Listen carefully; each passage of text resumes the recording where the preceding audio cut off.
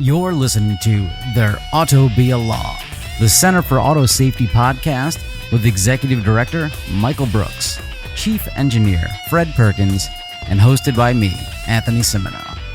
For over 50 years, the Center for Auto Safety has worked to make cars safer.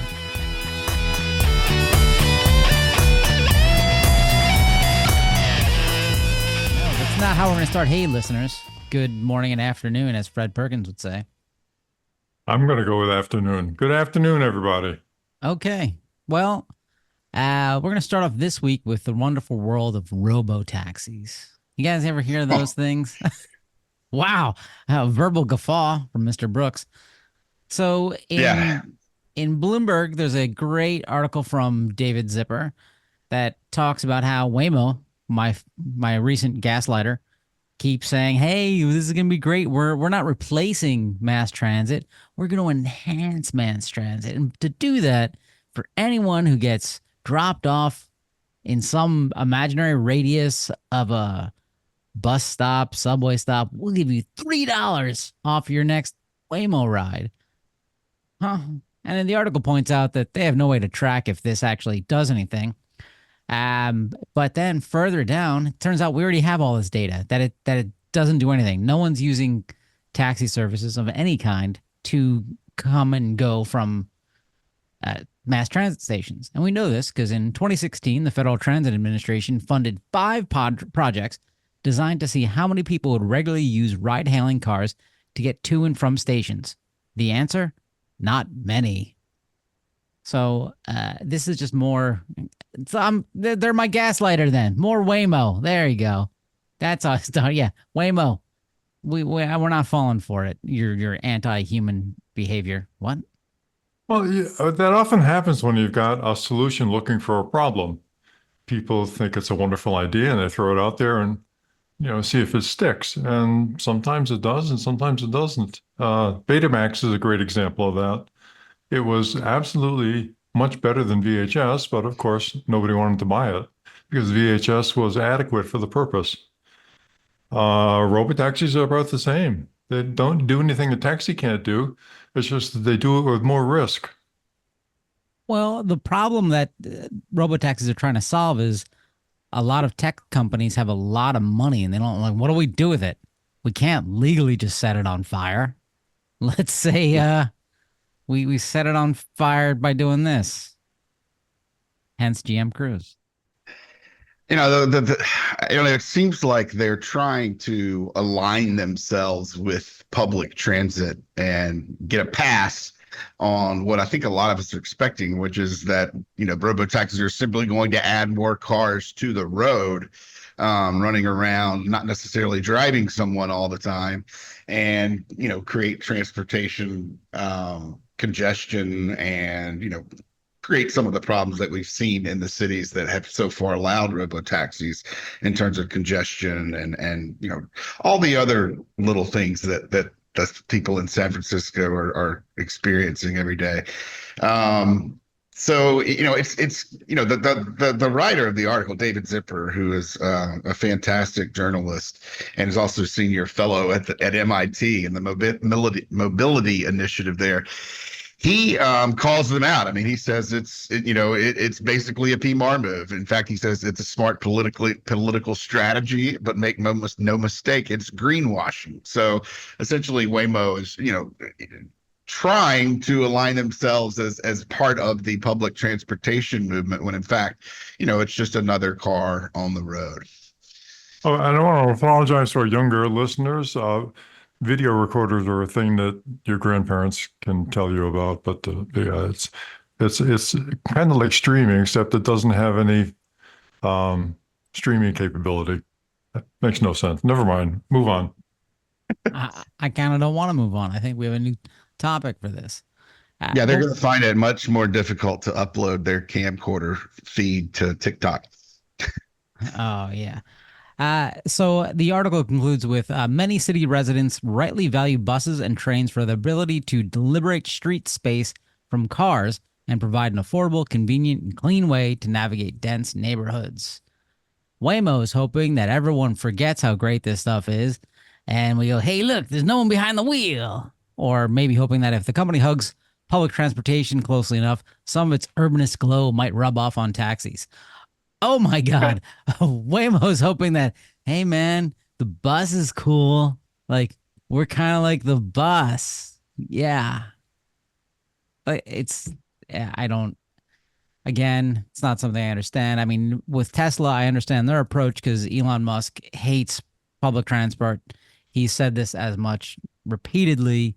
He also he hates a lot of things. But hey, I don't even think we have any Tesla topics this week, do we? No.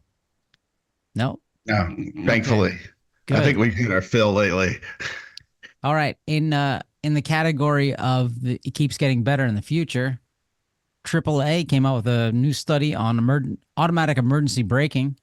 And it turns out that according to test results, newer versions of automatic emergency braking are much better at preventing forward collisions than older versions of automatic emergency braking. See, Fred, you're right. Everything gets better in the future. Nice to be Uh, right. this is from an article we're linking to in The Verge, talking about how there's a new federal rule requiring all vehicles to have the most robust version of automatic emergency braking by 2029. Yeah, the AAA took a look at essentially they looked at they compared the 2017, I think maybe 2018 model in some cases of a certain vehicle to the 2024 model.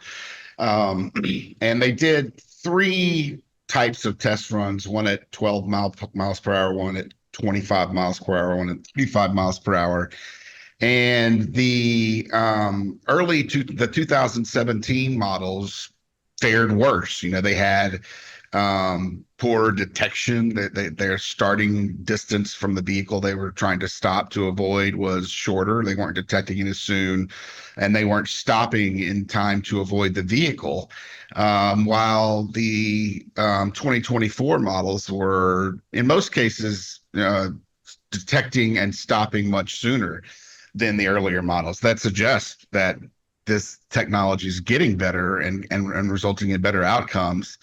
Though, reading more deeply into the study, some things that weren't really talked about in the press too much are the fact that they also ran tests at 35 at 45 and 55 miles per hour. And there were mixed results on the newer models in that. In fact, a couple of the vehicles weren't really able to do any. I mean, it doesn't look like any of the vehicles were very successful at 55 miles per hour. And they were okay for the most part at, other than the Jeep, at 45 miles per hour. So yes, automatic emergency braking is getting better, but as we've shared with you before, we still have a lot of concerns around the higher speed crashes, which are going to be the crashes that are causing significant injuries and deaths on our roads. Automatic emergency braking is not there yet. If manufacturers stick to the plan and stick to the rule that NHTSA just put out, they should be performing at those higher speeds by 2029 when the technology is required on vehicles. So that's good news, although the industry is currently opposing that NHTSA rule, and shame on them for that. We are not big fans of their opposition to the AAB rule.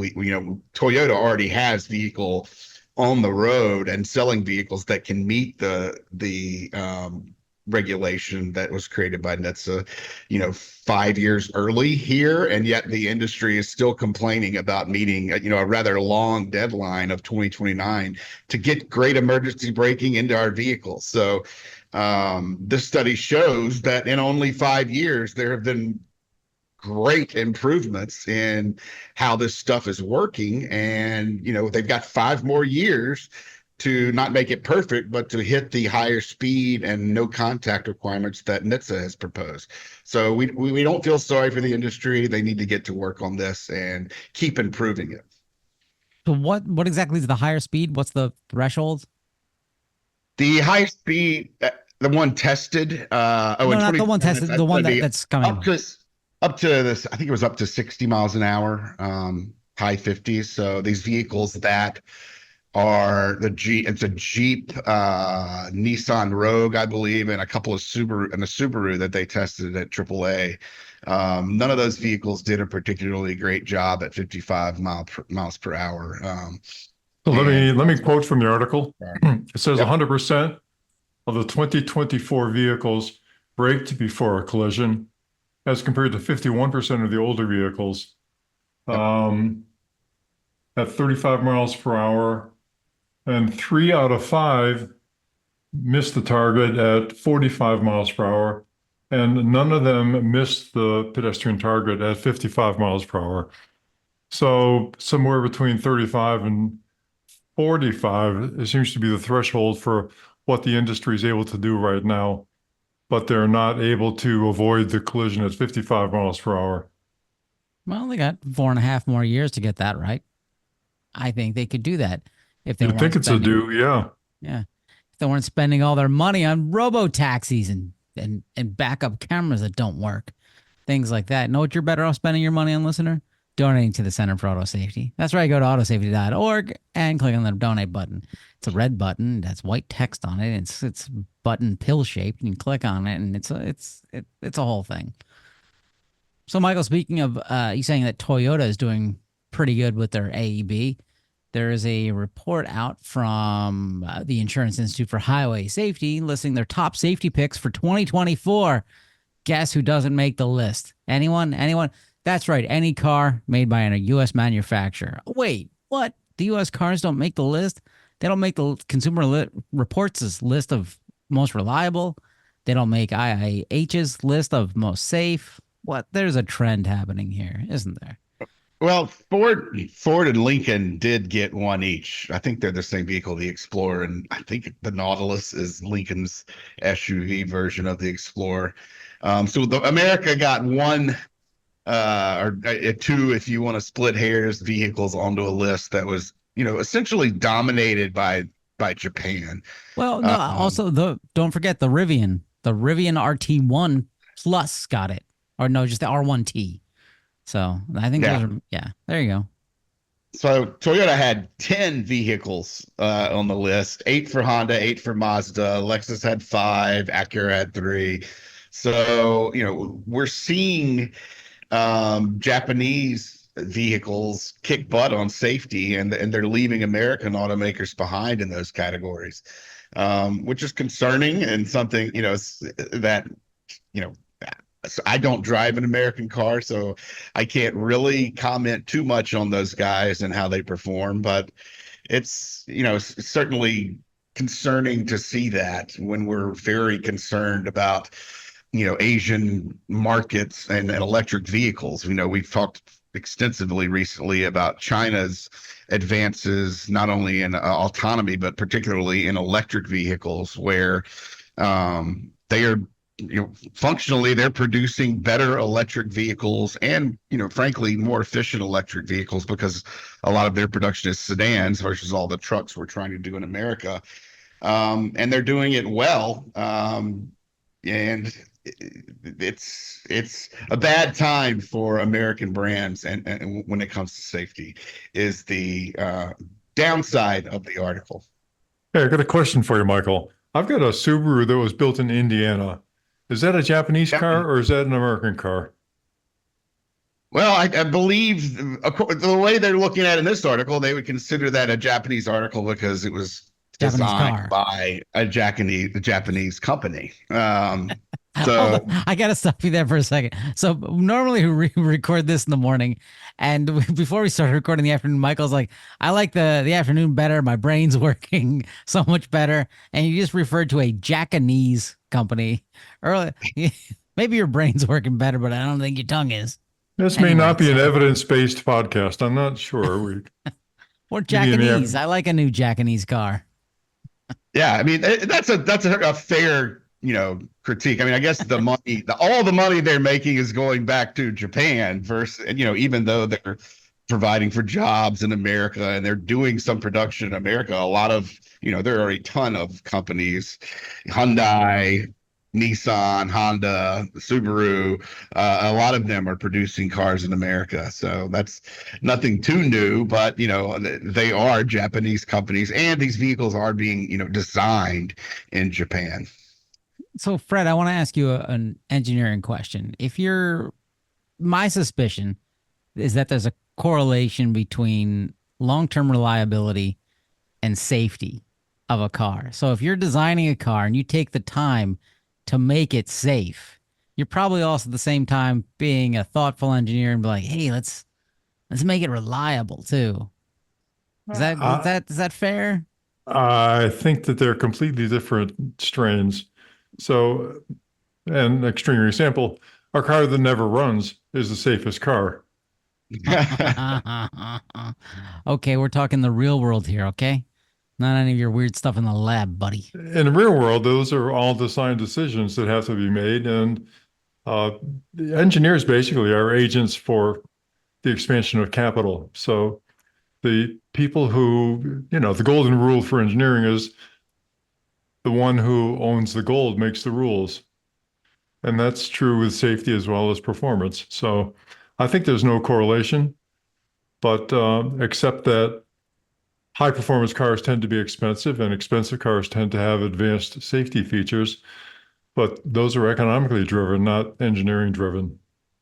Well, I was just saying that the Japanese cars tend to be the most reliable and the most safe. That's what I saw. I can't verify that. So you That's know, what we verified through the IHS studies and through consumer reports and through the last 50 years of data we have on cars. Am I talking out of line? Is this No, I, I don't think you're talking out of line. I mean, I think there's definitely, obviously having a reliable transmission so that when you hit the gas, you're going to accelerate at the rate you expect to, so that, another car coming down the street won't hit you. There is an intersection. The Venn diagram for reliability and safety overlaps at some point. But I'm not sure if they're, you know, causatively related, I guess. I guess more of a it's a more of an engineering culture is what I would well, it could be, but assume. a Porsche does not have an EDR. So, Porsches are very expensive. Does the lack of an EDR make it more or less safe than some other car? They're just different strains, different Mm. engineering philosophies at different companies. All right, fair enough, fair enough. Uh, Speaking of electronic data recorders, we got a really good, scary article. So I've talked before on this show how I like the idea of my insurance company being like, hey, they can watch me drive and then they can adjust my rates based off of that. Because I'm not a crazy person, and I've always thought this. I've never had any hard braking incident until about 2 weeks ago. I had to slam on the brakes because a deer jumped out in front of me. Mm. It was the first time I ever felt the pulse of anti-lock brakes. It was shocking. But then I also, as I did this, I thought my insurance company, I mean, I don't have this app on my phone or anything, but they'd be like, hard braking incident. And without any context of me saying I didn't cause any damage. And that was stuck in the back of my head. And then Michael sent along this article, and I'm going to quote from this article. And let's play the game. Who said this quote? Some cars are collecting 1,000 data points every millisecond, which means you're collecting about 1 million data points per second over the course of your trip. That's a ton of data being uploaded to the company. Fred, who said that? I think that was our friend Michael, wasn't it? Yeah, Michael Brooks, who said that? I said that. And I was Yeah. mainly talking about Tesla because they're the company that does that right now. I mean, there are some manufacturers. I think Toyota is collecting a lot more data than some others, but connected vehicles are collecting just scads of data, and they're only going to be collecting more data in the future. And so this article was, focused. The story was focused on some of the consumers who had been signed up for GM OnStar during their purchase, and then found out through doing a privacy request with LexisNexis all of the braking events and hard braking events and acceleration events and miles traveled and all the other data that had been uploaded to LexisNexis by General Motors, I believe, through a data broker of some sort. And they were asking the question, what do these things even mean? I mean, obviously, there's going to be circumstances where you're going to have to do more hard braking. I mean, if you're driving in certain areas of a city where there are more bad drivers or, more unpredictable traffic, you're going to have more events like that. Or And deer. that's exactly, yeah, or deer. But that's exactly the kind of thing that insurance companies would like to know. It might show that you're not paying attention, that you're distracted, that you're driving in areas where probably should have your rates raised a little. So it really comes down to how much of this are we comfortable with, and shouldn't consumers have the ultimate right to determine whether that data is going to be shared with their insurance company? I think so. I mean, you're driving on public streets. I mean, technically, they could be collecting this data using other means than taking it directly from your car if they need it.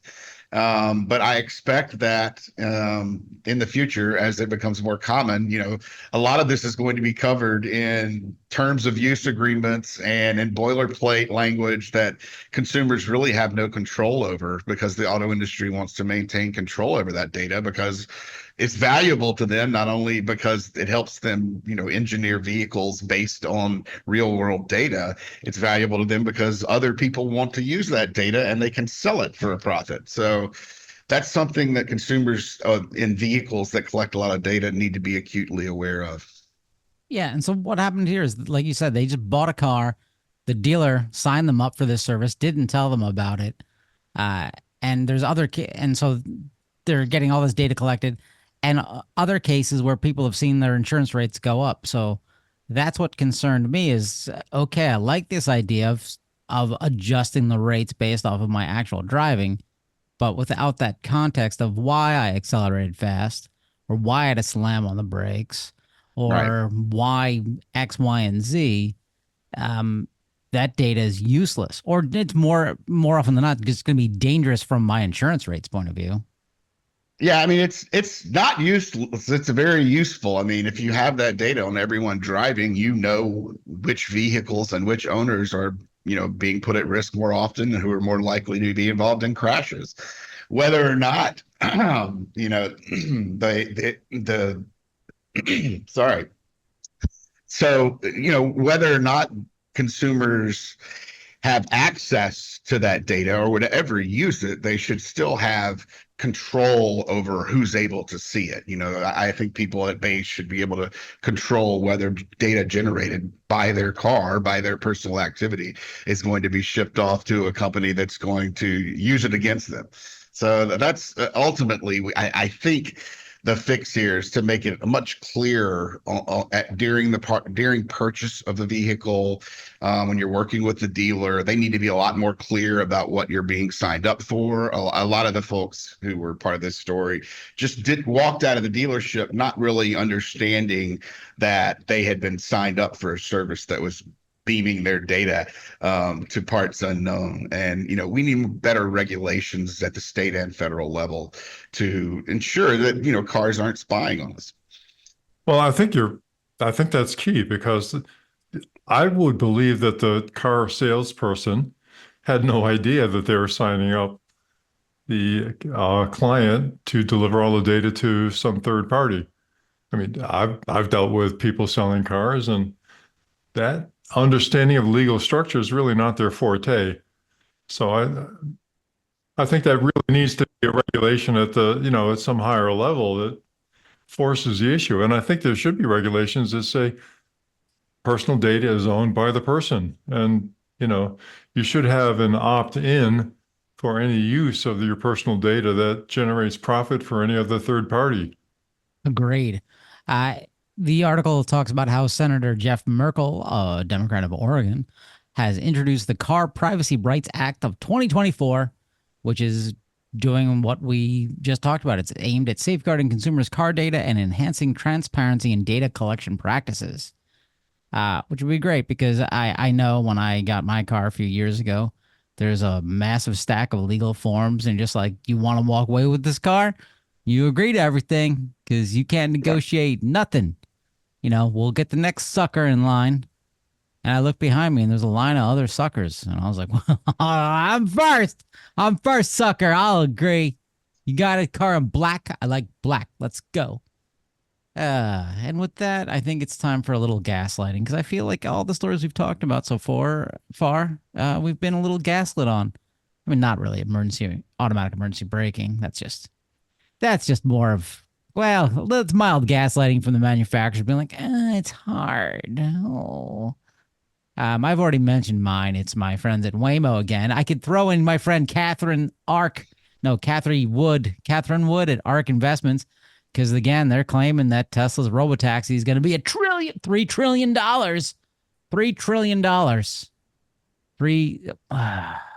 Shouldn't the That's SEC? a lot of T's. That's a lot of T's. That's a lot of just nonsense.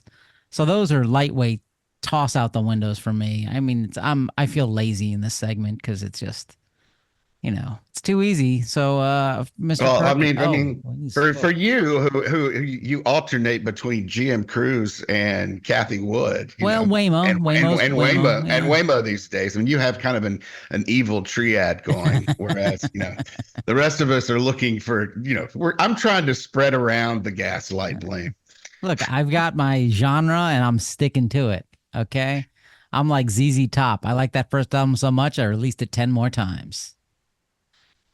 Well, I've gone over to a repeat contender. I've got Aurora on my list. Ooh. And for those who've forgotten, Aurora is a heavy truck wannabe, and they are providing software for self-driving trucks. On October 14th, one of their executives was addressing the Trucking Association down in, I think it was Nashville. But anyway, Zach Andrioni is a very optimistic guy, and he started by saying, "We believe we'll be able to significantly reduce the frequency and the severity of accidents on the road." I love beliefs. That's an interesting belief system. But notice the subtle tense change. He goes from can to will when he says, it's something we can do, but we will be able to reduce that. They cannot do it now. I mean, good for them if it actually does reduce the hazards, but it's by no means proven. It goes on to say that while insurance coverage and crash liability remain among the most common questions about the deployment of autonomous vehicles, Andrioni positioned those issues as areas of opportunity, especially in the industry threatened by nuclear verdicts. I don't know what that all means, but Good, either do I. But it's basically a bob and weave to avoid answering. The fact is that these issues are unsettled and fundamental to the business case for using these, as well as fundamental to the evaluation of safety for these vehicles. Remember, these are giant trucks up to 40 tons without a human being in control. That's a pretty scary thing. And remember, current laws exempt autonomous vehicles from almost all legal responsibility. Another open issue is the unpaid and unprotected use of unwitting road users to be involved in these dangerous tests. He did not address that in his presentation. But The unwitting road users are not their customers. They don't care about them. They're just collateral damage. That's true. That's collateral damage. But he gave an example. He said in one instance, the autonomous truck approached the intersection with a green light, but stopped despite having the right of way because it detected that a pickup truck on the intersecting road was traveling too fast to stop in time. The pickup ran the red light and collided with another vehicle that continued through the green light, but the Aurora truck avoided the crash because it stopped short of the intersection. Well, that's a good thing, but it's important to remember that the truck had a human driver at the controls, and he did not establish that this beneficial act happened because of the automatic driver or because of the human driver who was overseeing it. The fact is that there is zero experience with a fully autonomous self-driving truck from Aurora. And so they're using this human supervised experience as justification for saying that in the future everything will be better. And this is only one instance. There's no statistics or, no generality that you can get out of this because just way too many variables. And in fact, that they're using tractor mounted sensors means that there will be inevitable dead spots around the trailer whenever the vehicle makes a turn. They just can't monitor all the surfaces from the truck. So anyway, I'm going on too long here, but Gaslight nomination for Aurora was earned by mixing aspiration and questionable experience to confuse his dear audience, failing to speak to limitations on safety, and failing to even define what they consider acceptable safety standards. No unattended self-driving experience, no UL 4600 or equivalent third-party safety evaluation, which, by the way, their competitors have engaged. One of their Did not. competitors. Sorry? It's only one of their competitors have engaged that, or is that? Only one, yeah. Yep. But still. But a competitor Okay. did not address comparative safety of installing currently available safety technology versus their pitch bed. Pitch is really all about replacing drivers with machines and stripping out operational limits without ever establishing safety or protections of the public by asserting that safety is proven and that in the future everything will be better. So that's my nomination. It's pretty good. Mr. Brooks, you're up. All right, my nomination comes from an article about Ford CEO Jim Farley, who has been driving a Chinese electric vehicle. I think it's Xiaomi Speed Ultra 7 that he imported from Chicago. We're sure he complied with all of the import regulations that NHTSA has put out.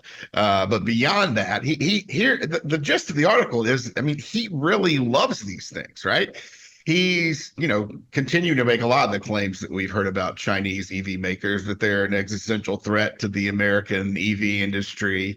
But it sounds like he's got a toy that he doesn't want to put down, and he was very effusive in his remarks, and was, he was really admires this Chinese sedan, which is, the reason I would say I'm nominating for the Gaslight, despite him being, fairly right on most of his points, is that Ford doesn't make any sedans. They stopped making sedans in 2018. Granted, Farley was not the CEO then, but he was at Ford in a pretty elevated position. I'm sure played a role in that move. And these Chinese automakers are primarily making sedans. People love that experience. You're absolutely saving the earth a whole lot better in a sedan SUV than you are in any of the large truck SUV that have come out in electric. The F-150 would be the one that's the most striking example coming out of Ford. So, I guess this is just, it's pointing out kind of I'm trying to point out a kind of a bad, it's, I don't know how to describe it, but it's hard to see someone praising sedans that's leading an American company, praising these electric sedans, but at the same time knowing that they're not doing anything to adjust consumer expectations around EVs in America, to offer more electric sedans for Americans to purchase.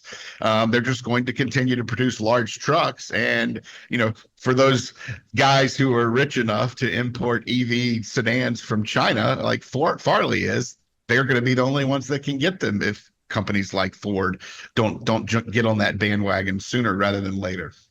Well, at the same time, we're lobbying for high tariffs on Chinese cars to keep them out of the country. They want to repeat their unqualified success in saving the United States from the horrible prospect of low-cost, high-speed rail transportation, by also saving us from the horrible prospect of low-cost, efficient electric propulsion in sedans produced by China. Yeah, it's a weird article. I don't understand what Farley is doing, because there's I'll just quote directly from the article. Farley's talking about how Xiaomi sells 10 to 20,000 of these things a month, and they're sold out for 6 months. Uh, According from the article, Ford's leader later added that the company shifted to smaller, more affordable EVs after realizing the institution of Ford would have a really tough time competing with BYD. So is he saying that Ford is shifting to smaller, more affordable EVs?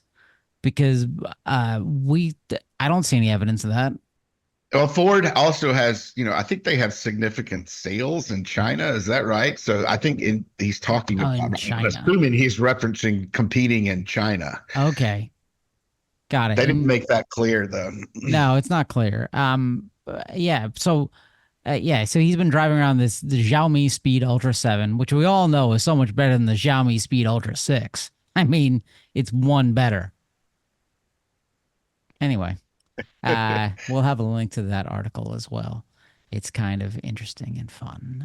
But for now, hey, Mr. Fred, why don't you come talk to us about planned You've now entered the obsolescence? Tao of Land Fred. obsolescence, yes.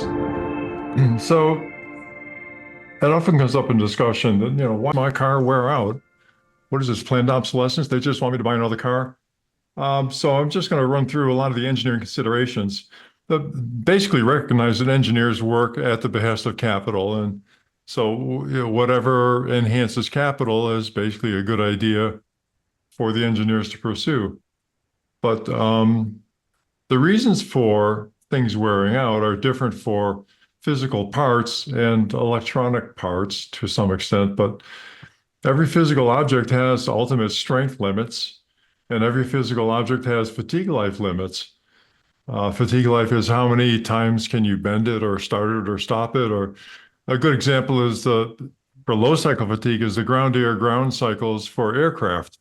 They start on the ground, and then the wings pick up the load and they go in the air.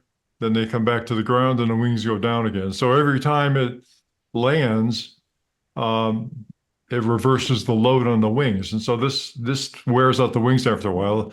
If you look at the numbers of airplanes in what they call the boneyards out in Arizona, that's largely a result of the ground air ground cycles and the low cycle fatigue. But there's also stochastic loads that happen, like potholes and things that you can't predict exactly, but over time, a certain number of them are going to happen. And then you've got high cycle fatigue, things that happen really fast, like, for example, the wearing out the piston rods that are inside your engine. They travel at thousands of RPM, get loaded and unloaded thousands of times every minute. So over hours, that's a whole lot of cycles. So that's one way things wear out. Every moving part has some potential friction or abrasion. There are metallurgical choices. A friend that had a Saab where the turbocharger was bolted directly to the exhaust manifold. And over time, it got so hot so frequently that the composition of the bolts changed and everything fused together into one block. So the only way he could get the turbocharger off to repair it is to literally cut through the manifold and get the and then retap the holes, and it was a big mess. But so that's one reason, one thing that can happen too, and that's pretty much poor design. Then you got manufacturing defects that happen. A certain number of those will always happen, but hopefully they are kept to a low number by proper design and consideration of the parts that you select, but not always. Improper heat treatment, inclusions, chemical defects, corrosion, rust and oxidation, electrolytic corrosion, thermal cycles, humidity. Yeah, it goes on and on and on. Then for electrical parts, you've got electrical shock. There's a certain amount of stress on the electrical parts every time you supply electrical power to them and turn it off every time you cycle the power. There's fatigues of the electronic circuit board substrates, the plastic parts that actually hold the electronic parts, manufacturing defects, impacts, water intrusion, corrosion, stochastic effects, even, for example, cosmic ray upset. A cosmic ray can ruin certain very small scale electric parts. But what this has to do with planned obsolescence is that everything you do to make a part last longer costs money and basically adds weight.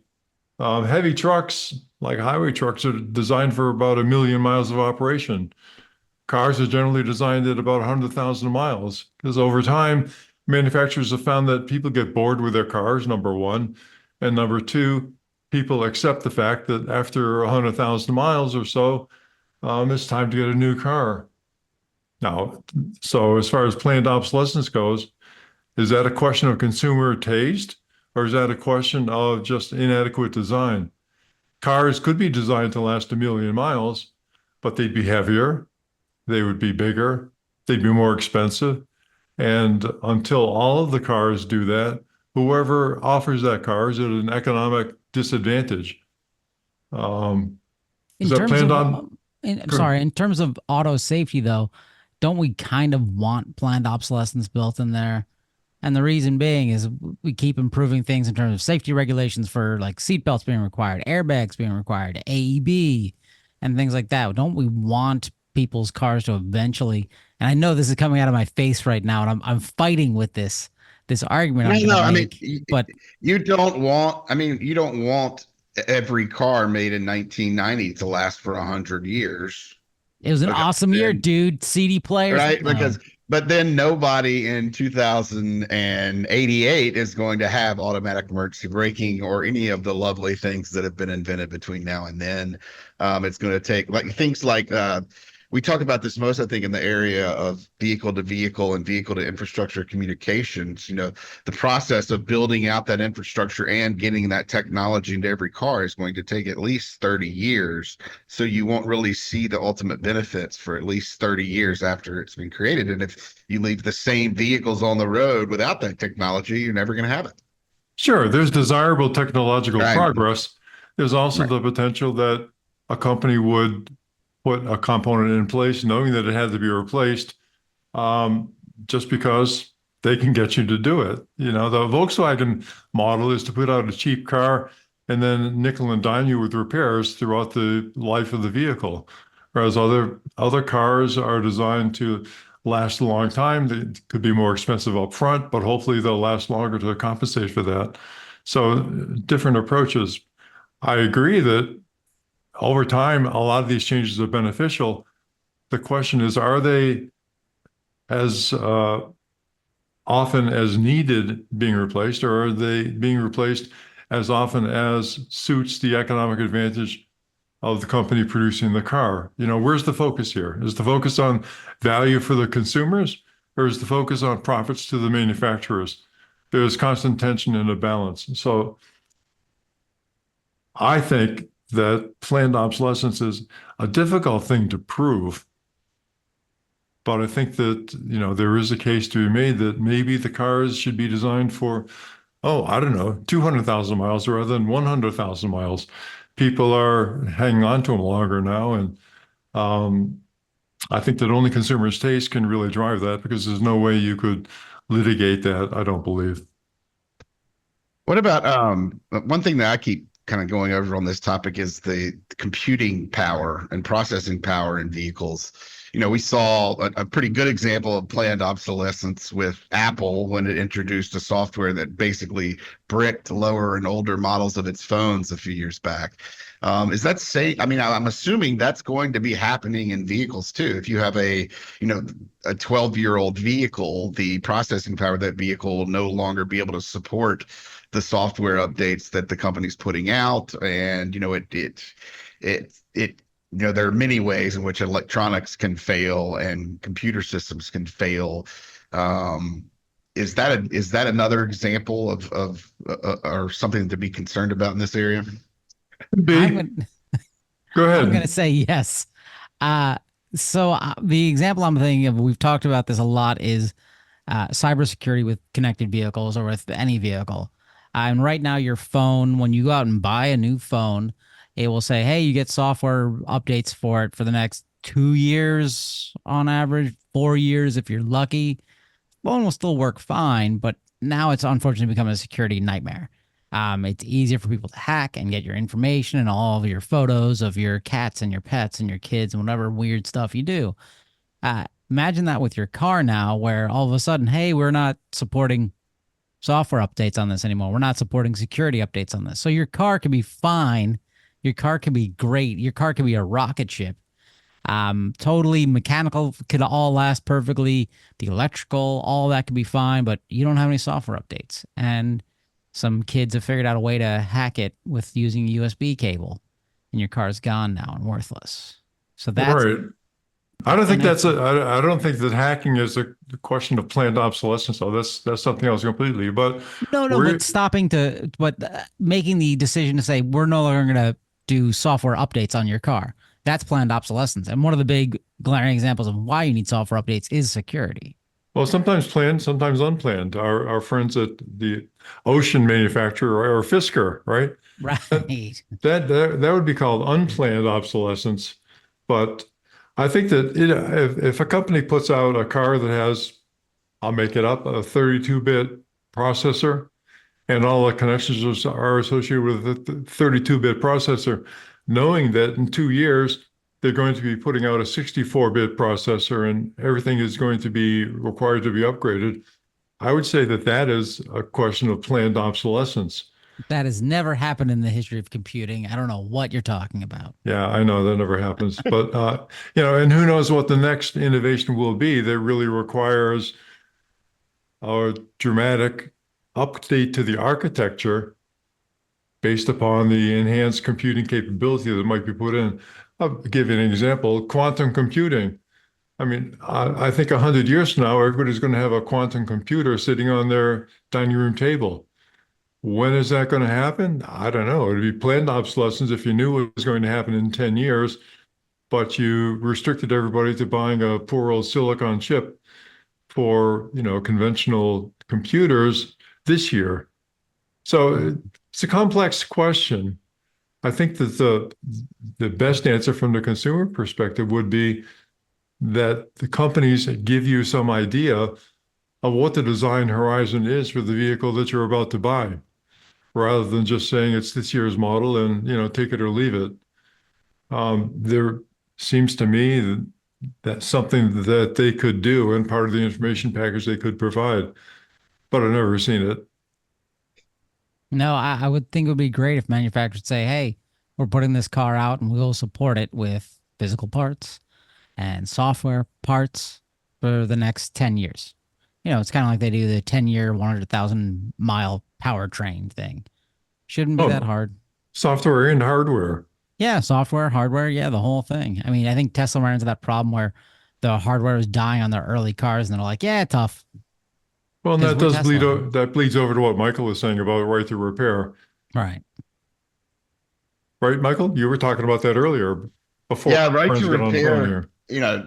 it's somewhat, inherently connected to planned obsolescence. I mean, we saw this, I think I remember it as a kid, where some manufacturers make parts that are harder to reach, use tools that aren't standard, and other ways of preventing consumers from being able to repair the vehicles, which really just encourages consumers to go out and get something newer or different that's either repairable or that works so that they don't have to repair the current product.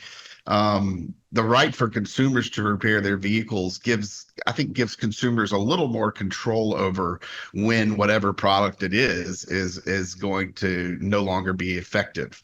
And it's something that if manufacturers and laws don't allow or require consumers to have that ability, I think that manufacturers of consumer products get a little more control than they should have over the end date of the functionality of those products. Listeners, I have a plan for you to fight planned obsolescence. Fight obsolescence. Go to autosafety.org and click on donate. We haven't been obsolete yet for 50 years. Keep us going for the next 50 years.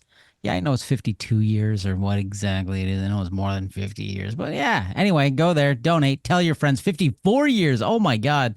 Michael flashed his fingers at me. I think he was telling me 54 or that he's just joined a gang That was it. or that my IQ is Both. 4 or that I'm actually 4 feet tall. If this All of the above. great.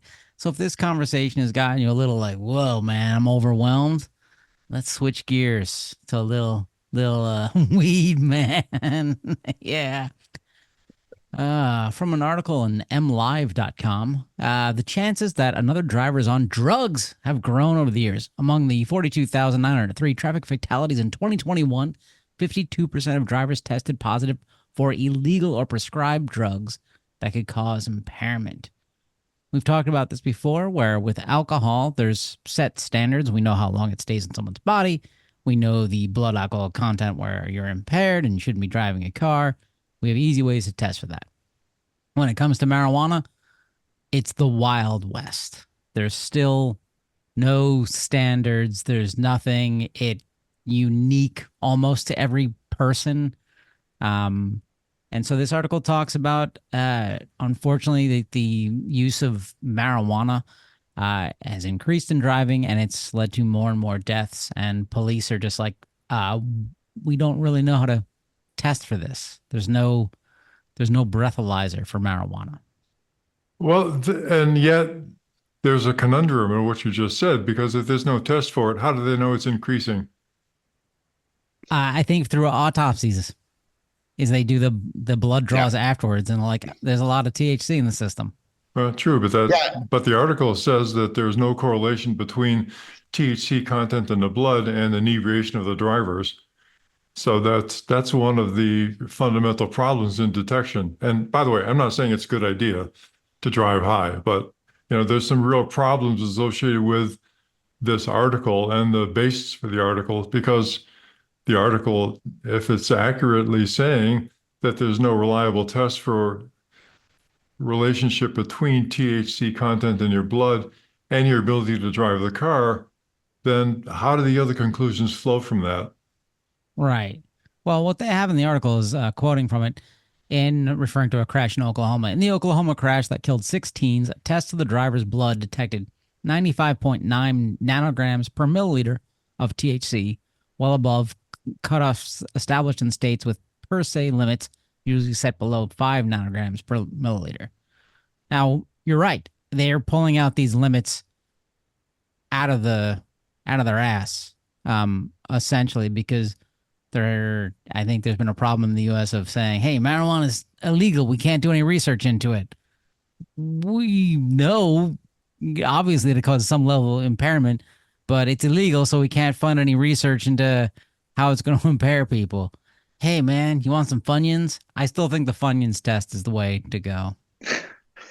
Well, there's one place where I don't think the test is the way to go, or there are 18 states that are zero tolerance, which means that you could have smoked a joint 2 days ago and still have a trace amount of THC in your blood or urine, and you could be arrested for driving under the influence. You could presumably be charged for vehicular homicide or something else if you were involved in a crash. So there are other states that have, the 5 nanogram limit of blood THC. But the real problem is here, what does that mean? It doesn't mean the same thing as alcohol. There's a pretty consistent relationship between the amount of alcohol in the blood and, the driver's ability to operate safely. But there have not been any studies or any evidence that show that there's a similar correlation with THC and performance behind the wheel. So that makes it tough for a lot of people. It makes it tough for drivers who are accused of driving under the influence based on a blood draw that's scientifically meaningless. But it's also a problem for police who are trying to save lives and who can't come up with ways that are accepted in court to punish people who were intoxicated while they were driving. So it is a real problem. It's a problem that I think is only going to get worse as more states legalize recreational marijuana and more states legalize other things like the Delta-8, Delta-9 hemp-derived versions that are still intoxicating. Or psilocybin. Or psilocybin or any other things. I mean, how are we going to establish tests to prove that someone is either intoxicated or not behind the wheel if there's so much gray area involved? And that's something that really needs to be tackled. Yeah, I think the answer might be that with the psychologists, they need to develop behavioral tests that are both reliable and deliverable by the police who are trying to enforce safe driving limits. Because actually, the chemicals aren't the problem. The problem is the inebriation. Right. And focusing on the chemicals rather than the inebriation is probably not the best approach. Maybe it's the only approach, but go ahead. Sorry. I figured it out, man. Self-driving cars. There you go. Robo-taxis with bongs. Yeah. Don't drive high, please, because sometimes I'm out there on streets, either driving or walking, and I don't need you to be like, dude, because I that's not how I'm gonna die. Okay. Anyway, let's jump into some recalls. Strap in. Time for the recall roundup. How's that sound? Recall sound great. Sounds good. Great. Toyota, rare entrant to the field of recall roundup. 11,890 vehicles. This is the 2024 Toyota Sequoia Hybrid. And the 2024 Toyota Tundra, the Toyota Tundra Hybrid. And the issue is dealing with their tires. Uh-oh. Tire may lose air pressure. Oh, they got structural damage with their tire. Wait, so this is their tires are the problem. Is this what's going on? Yeah, they were shipped with tires. There was basically a part of the assembly line where there are rollers that guide vehicles going down the assembly line. And at one of those areas, there was an exposed bracket that apparently gouged some of the inside of the front and rear passenger side tires. So, Toyota figured this out. And apparently they didn't figure it out quick enough because 11,000 or so vehicles got off the line, 12,000 almost vehicles got off the line with these bad tires. But if you have a 2024 Toyota Sequoia or Tundra, it's probably worth, giving your tires a good look on the passenger side, front and rear, to see if you notice anything. And it looks like the owner notification for this won't be out for another couple of months. So if you do have one of these vehicles, it may not be worth the risk of waiting. Sidewall damage can be a really bad thing, and a blowout at high speeds can lead to terrible consequences. So it might be something that's worth having your dealer or your local independent repair shop check out to make sure you don't have damaged tires rather than wait a month. Mm-hmm. Next up on our final recall today, Ford Motor Company, the last year's champion of the recall roundup. They're in close contention right now with Stellantis, and Ford brings in 2,416 vehicles. The 2024 Ford Ranger, 2024 to 2025 Ford Bronco, and this is they may have missing or improperly torqued nut on the ball joint, which, as we know, is not good, because it could cause the front upper control arm to the knuckle assembly. This is and the knuckle assembly is connected to the thigh bone. And I think what the biggest problem here is, if this happens, you're going to have difficulty steering and controlling the direction of your vehicle. So big problem. Ford, I can't remember. I don't remember. I know that Ford has had some other issues with their ball joints recently, but I can't remember if there was a NHTSA investigation around this knot. But at any rate, owners are going to be hearing about this one really soon. Looks like, in the next day or so, if they haven't already. This is nothing to fool around with. This is a catastrophic failure if it occurs. And on that positive note, drive with your seatbelt, drive sober, get high, but let somebody else drive. Like a robo-taxi from Waymo. Until next time, thanks for telling all your friends. Thanks for listening. Bye-bye. Bye. For more information, visit www.autosafety.org.